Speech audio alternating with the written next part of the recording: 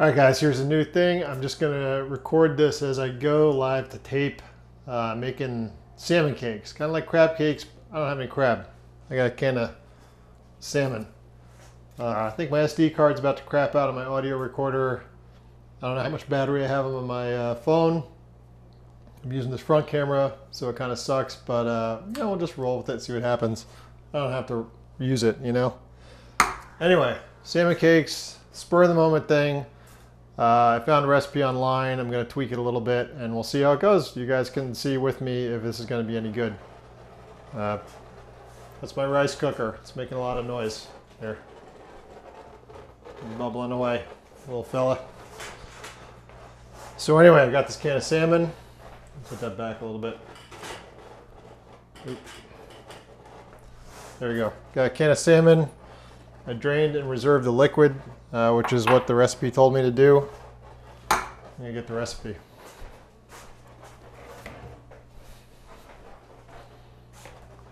All right, here we go. Hopefully I don't drop my computer. So, egg, onion, breadcrumbs, and salmon.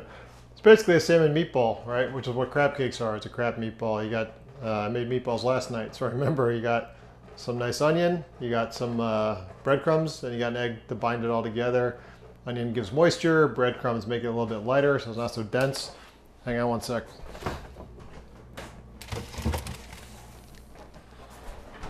Got my eggs. Got my bowl. Does this work for you guys? Okay, good.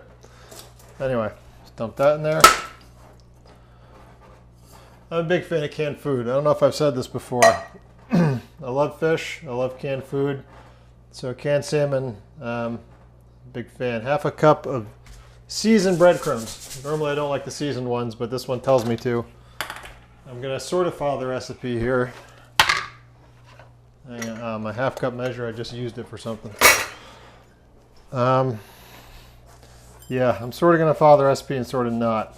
But this part, I'll take their word for it. Half a cup of breadcrumbs, an egg, and a quarter of a cup of chopped onion. Ooh, that was a mess.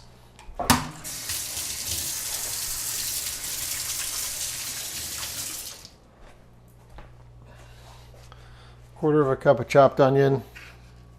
About right. All right, let's get that all mixed together.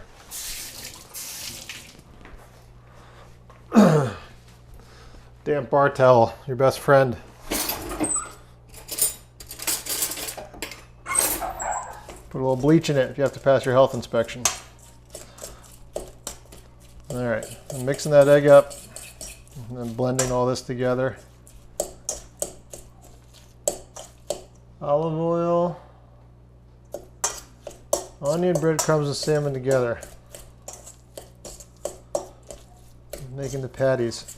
It says if it's a little bit dry, add some of the reserved liquid from the salmon. What I'm going to do, yeah, cheap Dijon. Kind of like a crab cake. I'm going to throw some mustard in there, about a teaspoon. A little shot of Worcestershire.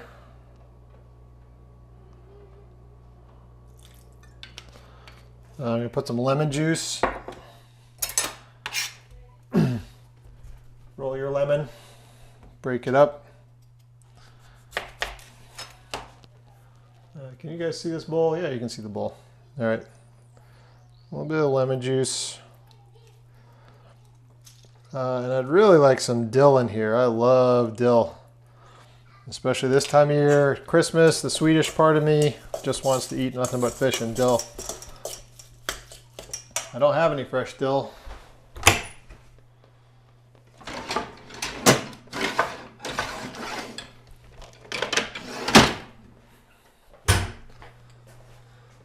I do have the freeze-dried stuff. It's not great. It smells like a dusty closet, but I find that sometimes when you mix it in, it does add a little bit of dillness. I'll throw some black pepper in here too.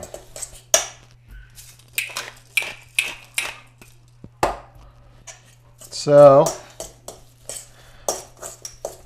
now you guys know when you're using raw eggs, you got to be very, very careful and never taste what you're working with, because raw eggs can have salmonella.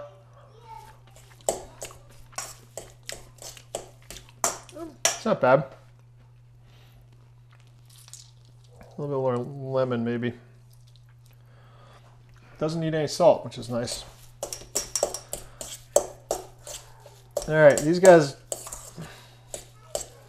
they say to fry it in olive oil. I like olive oil, big fan of olive oil. I think it's going to give a little bit of an off taste to this. And to be honest, my wife is a little sketchy on the fish thing, especially the canned fish. So I don't want to give her a reason not to like this. I think she will like these. I'm going to use a neutral oil because I don't want that olive oil flavor in there. Again, I like it in some things. Just not in this. So we got the oil. I think we're good to go.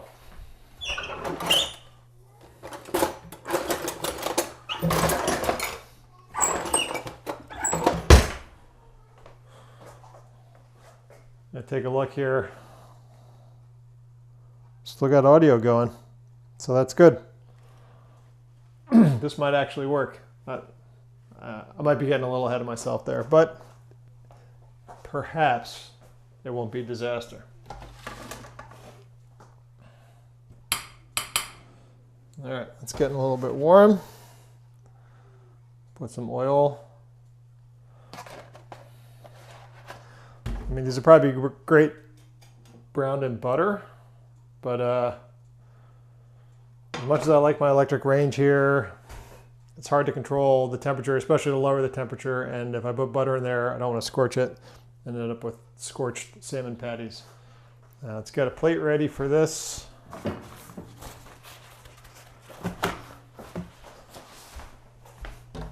Paper towels.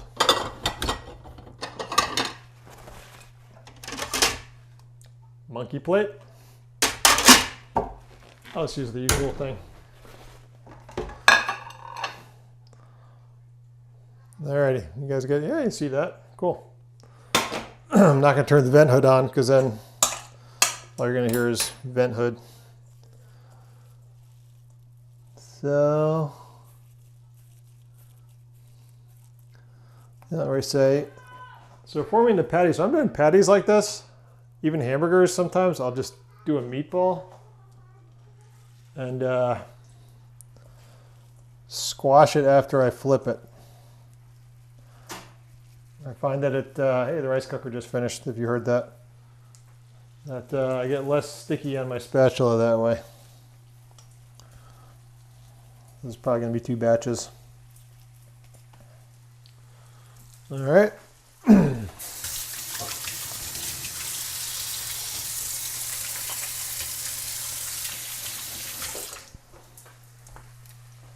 While those are going, I'm going to make some cocktail sauce.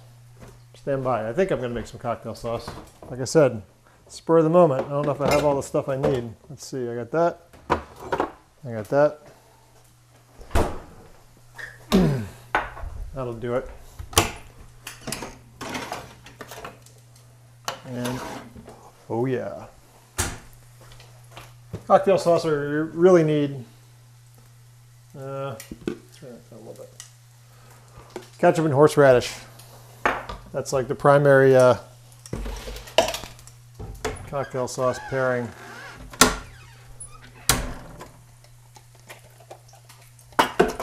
But you can amp it up a little too.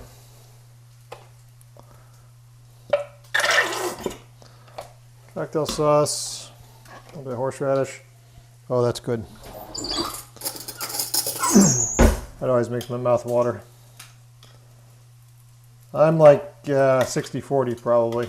I even like a little bit of the vinegar from the horseradish. That's good. It's not done yet. I'm going to come back to it. These I can smell. It sounds like they're getting brown. Sure enough, they are a little too brown. I'm going to flip it, and then when I have that, the brown already Now caramelized, it's my Maillard reaction. Already brown side, which is not going to stick to my spatula. Then I'm going to smash burger it. And usually that works pretty well. I don't know, maybe this is absolutely pointless. I'm wasting my time, but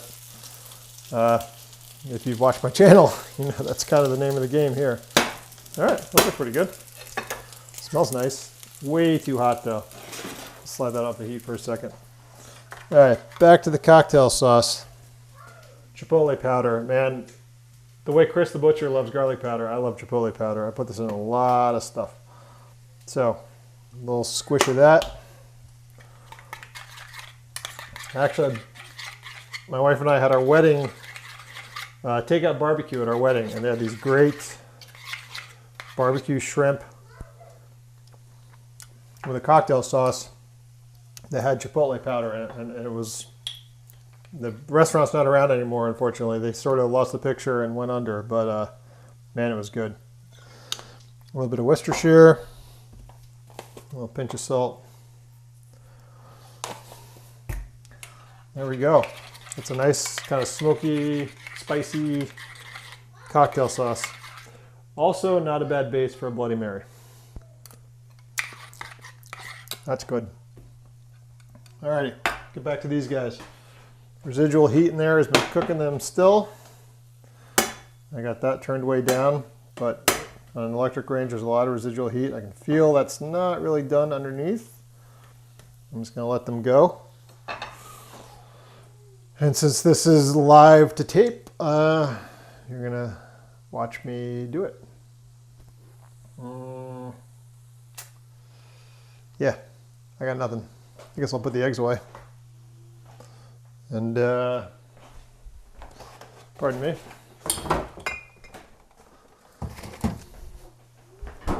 You know what I need? I need a beer. That's what I need. If I were you, I'd get a beer right now. Only porter. Winter lager. Got the Sam Adams variety pack.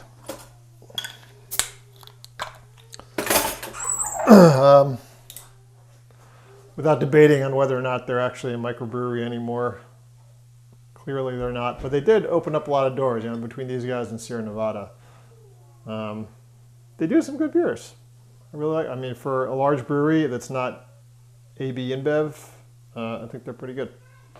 That said, the winter variety pack, it's always pretty hit or miss for me. Winter lager, it's okay. That's a good one. I brew a pretty killer winter beer myself with cranberries in it. If I do say so myself, but I haven't brewed in a while, so these guys are looking good. I don't know if you can see that. It's kind of, no, you can't because it's blown out. There we go. Brown, crispy. I want to make sure they're cooked through. It's got raw egg in there, and you know, I can take my chances, but I'm not going to inflict that on members of my family. And we'll see how it goes. Another minute or so.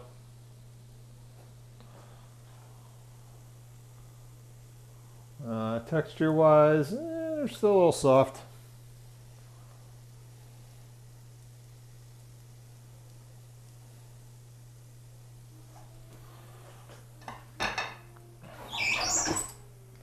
When in doubt, temp it out. Normally I wouldn't do this, but I gotta fill the time somehow. You find people are here watching. Yeah, so that's well within the safe range for an egg. I don't have to worry about poisoning my wife or children. But I want them to firm up a little bit, and the egg will once it cooks. It's feeling pretty good. Try a piece.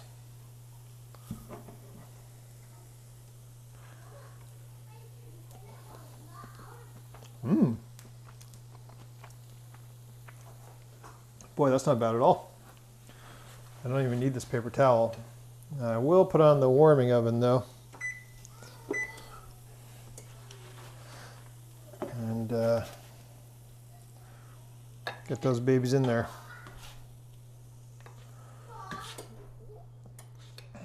Look at that. Not too shabby.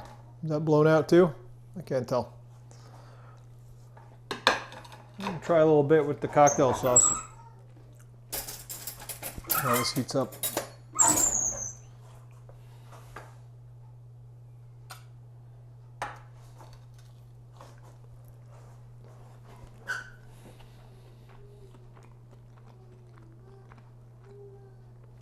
That's not bad at all. Man, that's pretty good.